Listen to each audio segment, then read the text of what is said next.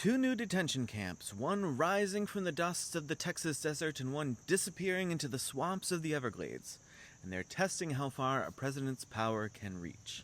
And if you listen closely, the warnings from the founders are deafening. In El Paso, Texas, the U.S. Army just awarded a $1.2 billion contract to a private firm called Acquisition Logistics, LLC. Their job is to build and operate a massive new 5,000-bed ICE facility. The contract says it's being done in direct support of Presidential Executive Order 14159. Security, medical care, transportation, all handled by the contractor. And any media or congressional inquiries, they get routed to ICE. No direct answers, no independent oversight. Meanwhile, in the Florida Everglades, the state built its own immigration detention site at a remote airstrip called Dade Collier. They called it Alligator Alcatraz. Good Christians that they are. Inside, court filings and first-hand reports describe worms in the food, broken toilets, clouds of mosquitoes, and people detained for weeks without charges. Some were allegedly unlisted in ICE's public detainee locator. A federal judge has now ordered the facility dismantled within 2 months. These aren't isolated incidents. They're a window into how emergency logic, paired with secrecy, can be used to justify sweeping civil detention powers. Whether it's the Army contracting for ICE or a state building its own facility under federal direction, the question becomes, who is watching the watchers?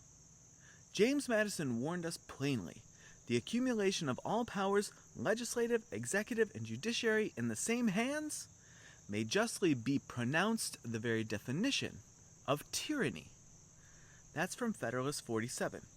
The Constitution was designed to fragment power, to make it inefficient on purpose, because the alternative was monarchy, was decree.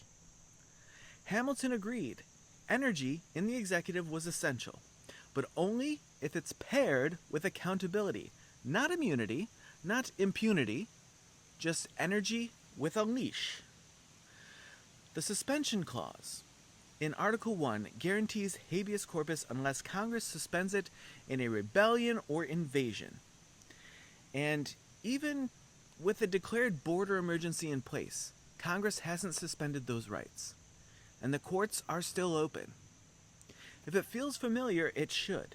In 2018, we saw migrant families held in remote tent cities. The government said it was temporary, just like in 1942, when over 100,000 Japanese Americans were sent to inland camps, most of them U.S. citizens, also under the banner of national security. That decision was upheld by the Supreme Court and formally denounced decades later. This is how it happens. Not in a burst of fireworks, but in a steady fog of justification. So here's the question. If one president can build secretive detention camps by executive order, using the military as a middleman, what's to stop the next president from doing far more? We were meant to be a nation of checks, but checks only matter if we use them. What would the founders say about this? And more importantly, what will we?